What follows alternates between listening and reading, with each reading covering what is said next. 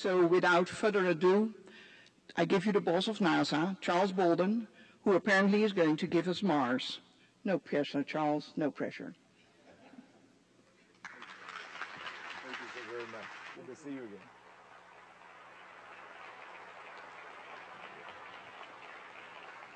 Thank you very much, Artemis, and thanks to all of you for allowing me to be with you this morning and it kind of kick us off, I hope. I also want to thank Explore Mars as well as the GW President Steve Knapp and Scott Pace of the GW Space Policy Institute for bringing us together for the second annual Humans to Mars Summit. I'm just going to leave that slide up. I'll talk to it every once in a while, and we'll talk about it all day long, so thought I'd let you get used to it. You can always refer to that, and you don't have to look at me. With Mars making its closest approach to Earth last week and currently appearing as the brightest body in the eastern sky during the month of April, this is an ideal time for this conference. As the red planet draws nearer to Earth, NASA, with your help, is drawing nearer to our goal of sending humans to Mars. Sort of as Artemis, I'm surprised she remembered. Maybe I'm not surprised she remembered. But we did talk last year about my three granddaughters, the number one granddaughter being 14-year-old McKaylee, who wants to be the rocket scientist, who has begun telling me that I'm thinking short-sightedly when I talk about going to Mars. She talks about going outside the solar system. So I told her one thing at a time. Let's get to Mars first. During the next 3 days, you're going to get an update on NASA's stepping stone approach to Mars from some of the leading experts at the agency, including Ellen Stofan, NASA's chief scientist, Bill Gerstenmaier, our associate administrator for our Human Exploration and Operations Mission Directorate, and Mike Gazarek, associate administrator for NASA's Space Technology Mission Directorate. And we'll be listening and learning from all of you as you share your thoughts on the best path forward. But let me set the stage by reminding us of why we're all here. While humans have been fascinated with Mars since the beginning of time, there are a number of very tangible reasons why we need to learn more about our closest planetary neighbor. For one thing, Mars's formation and evolution are comparable to Earth's, and we know that at one time Mars had conditions suitable for life. What we learn about the red planet may tell us more about our own home planet's history and future and help us answer the fundamental human question, does life exist beyond Earth? While NASA has been on a path to Mars for decades, with our earlier Mars rovers and orbiters, a critical national policy statement in support of our strategy was on April 15, 2010, during a visit by President Obama to the Kennedy Space Center, where he challenged the nation to send humans to an asteroid by 2025 and to Mars in the 2030s. The U.S. National Space Policy, set in 2011, further supports those goals. And over the past several years, NASA has been developing the capabilities to meet these goals through a bipartisan space exploration plan agreed to by the administration and Congress in the 2010 Authorization Act and embraced by the international space community in the 2013 Global Exploration Roadmap. While robotic explorers have studied Mars for more than 40 years, NASA's plan for the human exploration of Mars begins in low Earth orbit aboard the International Space Station, our springboard to the exploration of deep space. Even as we speak, astronauts aboard the ISS are helping us learn how to safely execute extended missions deeper into space. We're guaranteed this unique orbiting outpost for at least another decade by the administration's commitment to extend the ISS until 2024. This means an expanded market for private space companies, more groundbreaking research in science discovery and microgravity, and opportunities to live, work, and learn in space over longer periods of time. And as most of you know, we're working to return both cargo and human launches to the ISS to American soil. The President's 2015 budget supports the administration's commitment that NASA be a catalyst for the growth of a vibrant American commercial space industry. Already, 2 American companies, SpaceX and Orbital Sciences, are making regular cargo deliveries to the space station. In fact, I think most of you know we had an Easter Sunday delivery of Dragon, and it is now berthed to the International Space Station. Will be there for a number of weeks. While the Russian Federal Space Agency, Roscosmos, remains a strong and reliable partner, later this year, NASA intends to select from American companies competing to send astronauts to the station from American soil.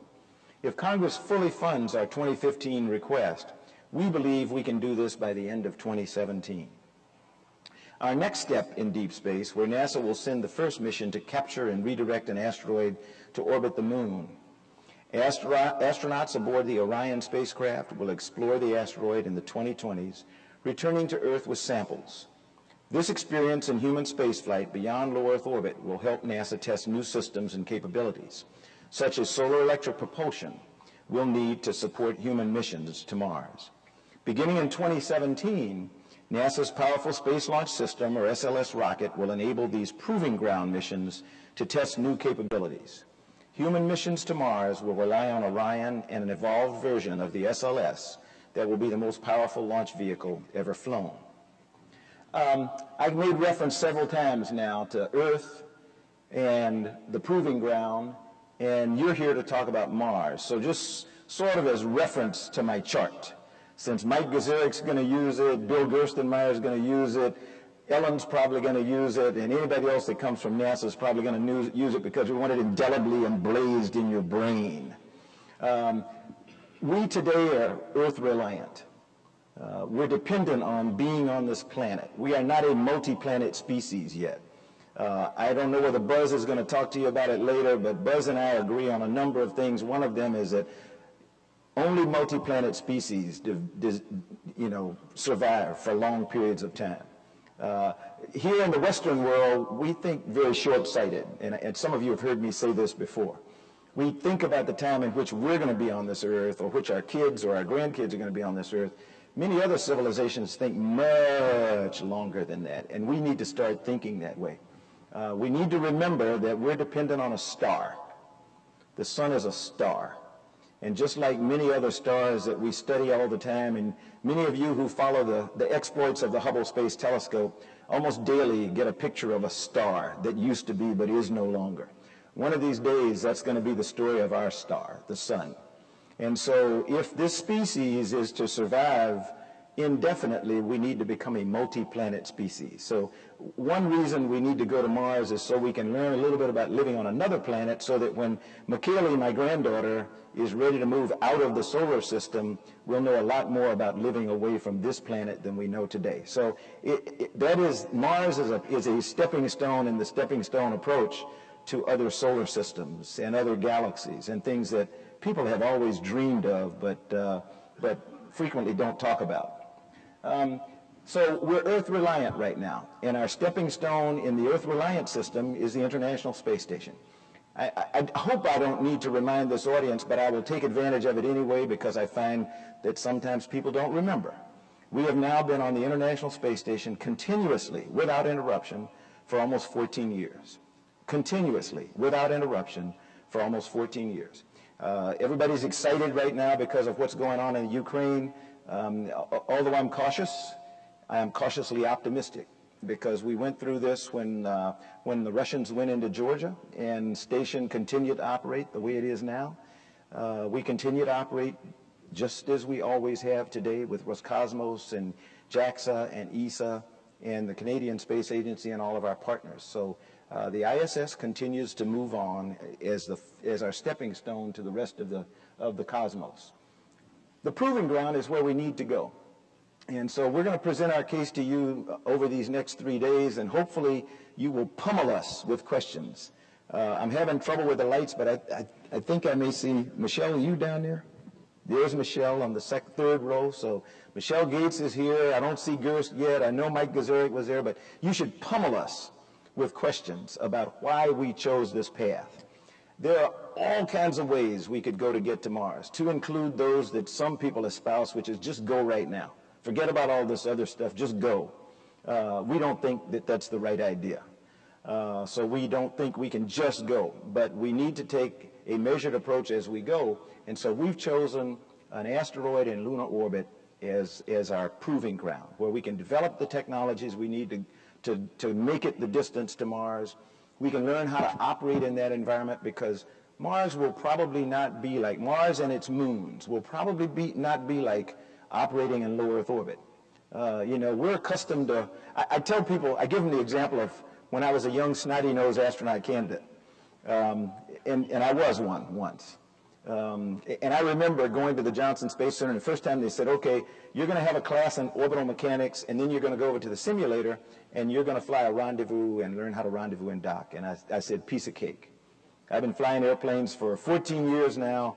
I've got, I don't know what I had, several thousand hours. I don't need to learn any of this rendezvous stuff. All you got to do is put your nose on the airplane that you want to rendezvous with and just go. And so first time I got in the simulator, the instructors, they didn't push back. They just said, okay, another little snotty-nosed kid who thinks he knows everything, we'll let him see. And so I got in the shuttle mission simulator and off in the shuttle to rendezvous with a station or something, and I didn't come within hundreds of miles. And it was because I was flying an airplane in the atmosphere that didn't have to worry about orbital mechanics or any of that stuff. And, it seemed like the more I fought to get there, the farther I got away. And then I learned a little bit about orbital mechanics and, how you have to do stuff. Well, when we go to Mars, we're going to find the same problem. It is not like flying in low Earth orbit. We already know that. What we don't know is what is it like flying. So we're going to use rendezvous and approach to an asteroid in lunar orbit, which is a little bit less than our gravity, to try to figure out how do we maneuver out there. And then we're going to, in a stepping stone manner, go out and probably maneuver around the moons of Mars and then figure out, okay, how do we finally get down to the planet safely with human beings? So that's sort of what we talk about, the proving ground, and then on to being Mars ready. And we think right now, with some modest increases in NASA's budget over the years, we're going to be able to get to Mars in the 2030s, as President Obama asked us, or actually didn't ask. He doesn't ask us to do anything. He just tells us, and then we make it happen. A fleet of robotic spacecraft and rovers already are on and around Mars, dramatically increasing our knowledge about the red planet and paving the way for future human explorers. The Mars Science Laboratory, Curiosity rover, measured radiation all the way to Mars and is sending back radiation data from the surface today. This data will help us plan how to protect the astronauts who will explore Mars. Future missions like Mars 2020 rover, seeking the signs of past life, also will demonstrate new technologies that could help astronauts survive on Mars. Engineers and scientists around the country are working hard to develop the technologies astronauts will use to one day live and work on Mars and safely return home. This conference is bringing together the best minds to share ideas about the path ahead. It's important to remember that NASA sent humans to the moon by setting a goal that seemed beyond our reach. With Mars as our focus, we are steadily building the capability to enable human missions to Mars. The challenge is huge. I don't want to fool you. The challenge is huge. If you don't think so, then please listen up as we talk over these next 3 days. But we love huge challenges.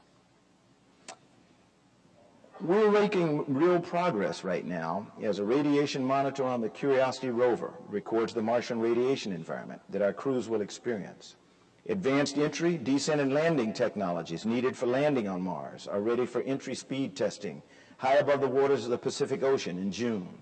Orion is finishing preparation for a heat shield test in December, and flight hardware for the heavy lift rocket necessary for Mars missions is already beginning manufacture in New Orleans. We're counting on the support of Congress, the scientific community, and all of you in this summit to help us realize that goal. The future of space exploration, in my estimation, is bright, but it'll be up to all of us in this assembly to bring the rest of the world along on this great adventure that awaits all humanity. So with that, I'll finish my formal comments, and then, Artemis, do I have time for questions? Can I do that? Yes, you have. Great. Uh-oh. You're now Chris Carberry. Oh, that's okay. Welcome to our company. That's all right. So I think they told me they have mics that way and that way right here. So if you all will come down, I'll try to answer questions that you have. And if I can't answer them, Trust me, there are enough people out here in the audience that I'll let ask. You can answer some of them.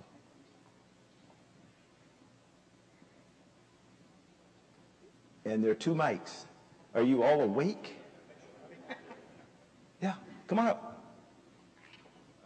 My question is not directly about Mars, but it's about, human access, Yeah. American human access to space.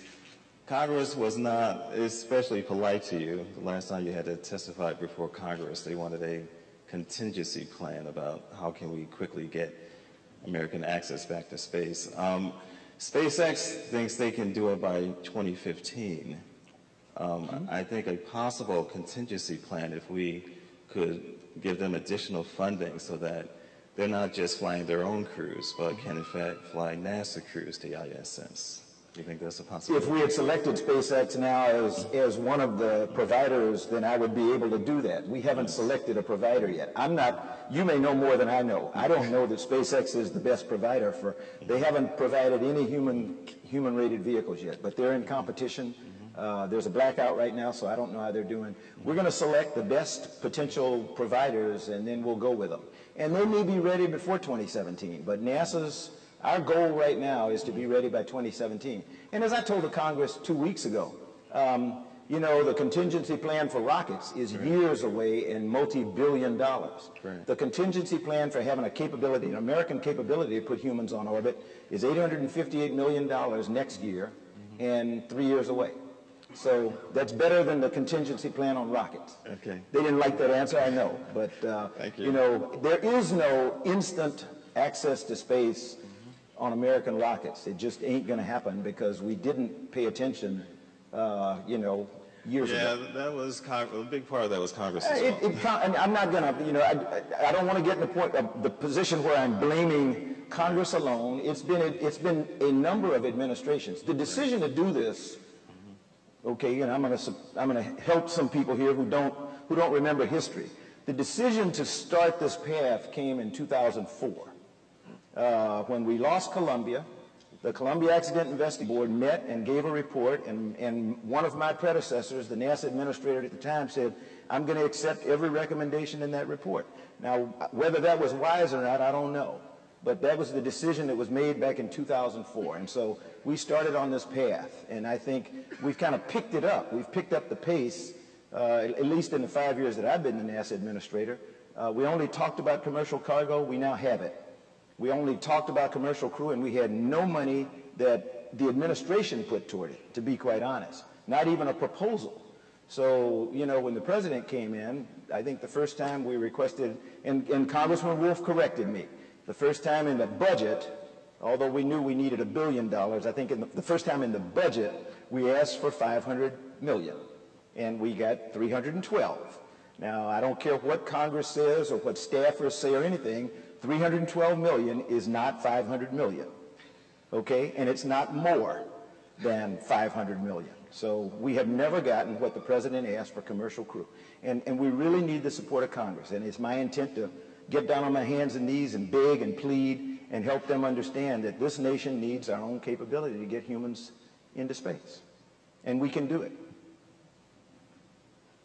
Hi, we have no experience whatsoever with gravity, 38% gravity as we have on Mars, with any biological system, much less humans. So at previous conferences, I've heard American folk, European and Russian all say, we need to put a centrifuge on the space station and do something with mice or something. So why don't we see NASA doing that? Well, because back when the space station was envisioned, and I wasn't here, so I'm going to tell you what I heard. Although the plan was for a centrifuge to be on the International Space Station, it fell victim to what things usually fall victim to, the budget. And so, it just fell out when we looked at how much money was going to be available for station. But we're looking for alternative ways to do it. If you look at that chart, the proving ground, we're going to be orbiting in cislunar and translunar orbit. We're going to be orbiting the moon. And that means that, okay, some people will hopefully take an opportunity to drop out of lunar orbit to the surface. We have commercial partners. We have international partners who are saying, we can't do it on our own, but if you can help us, we think we can get to the surface of the moon.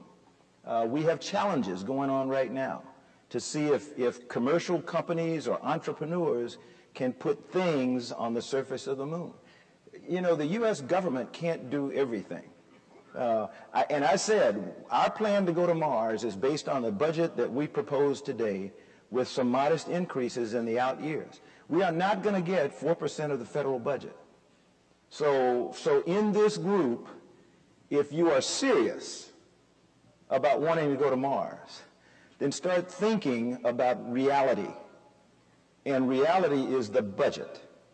And we are not going to get 4% of the federal budget to go to Mars or any other place. So we're going to have to figure out ingenious ways to do it based on the present budget plus some modest increases. And I think we can do it. And now you all may not agree, but if you feel we've got to have the Apollo era funding levels, then forget it right now. Don't even spend your time in this conference, because we are not going to get that. You know, people told us we couldn't see commercial cargo. Anybody in here who works in NASA will tell you 5 years ago, people said it won't happen. Some of my predecessors said commercial crew and cargo, forget it. I'm not putting any money. I'll give you $500 million, and that's all you're getting for commercial cargo. And we took $500 million, and we now have commercial cargo. So we're just saying, you know, we got some smart people too. And we do listen to you. And so that's really what we want to hear in the 3 days of this conference, is given the budget realities of today, how do we make that happen? And no, we won't have 4 SLSs out orbiting. I hate this. There are pieces of this chart. Truth be told, okay, sometimes even we are not real good at chartsmanship. SLSs are not going to be flying around Mars. For those of you, I know there's some purists out here who are going, look, he doesn't even know what he's talking about. He's got SLSs going all the way to Mars. No. SLSs don't go much farther than low Earth orbit. You know, they do like most first stages and second stages and all that. They end up in the ocean somewhere. We do know that. So don't, you know, humor me. Question. Yes, please come. Don't let me talk all this time. Just come right up. Yes, sir. 2 questions, actually. Okay. Sorry. Question 1. What do you say to the public when they say that NASA is dead? That's question 1. Yeah. After the space shuttle. This is a popular perception. Yeah. And question 2, please speak to education of K-20 and what you guys are going to do to help get your message out to kids. Sure. When people talk about NASA being dead, I say, you know, I wish I could agree with you. However, we're still working really hard, keeping Curiosity moving all over the lunar surface. We've still got Opportunity, which is a much smaller rover that's really pumping data back. We've got orbiters that are orbiting Mars right now, giving us data. We've got Juno on the way to Jupiter. We've got Pluto, New Horizons on the way to Pluto. We already put Messenger in orbit around Mercury. That had never been done before. We're working with our international partners. There are I don't know, 15 nations contributing monetarily to life on the International Space Station. We now have commercial cargo that's going back and forth to the International Space Station. We have 3 companies in serious competition to carry crew to the International Space Station. We hope to make an announcement sometime end of the summer, early fall. If that's dead, so be it. I can't help, you understand. I am a shuttle person. I love shuttle. It was time for shuttle to go. And it was time for shuttle to go long before we phased it out, because shuttle was not, and I know there's some shuttle people in here. I talk to Bob Thompson all the time. I spent a Saturday with him not very long ago down in Houston over beer, helping me understand why if I just kept shuttle going, we could have used shuttle to get to Mars. That's true. We could have. If we had on-orbit fuel depots and the commercial companies were flying rockets the way that they will do someday, we could have done that. So those of you who are shuttle fans much more than who still think it should be around, I'm not going to argue that point. Like I said, there are 1,000 different ways to do what we want to do. As a Marine, I was taught as a second lieutenant. Lieutenant, make a decision. Because if you don't, the troops are not going to follow you anywhere, and they're going to leave you at the start line. And so they'll tell you your mission's over when they come back and talk about it. We made a decision. Some people in this room don't like it, but we're on our way. And you can either go with us or figure out how to start all over again. And everybody in this room, I think, knows what happened when you start all over again. We're farther down this road than we have been in a long, long, long, long time. If you don't want to admit that, I can't help you. But if you stop and think about it, we never had a commercial capability to get anything to space the way we're doing today.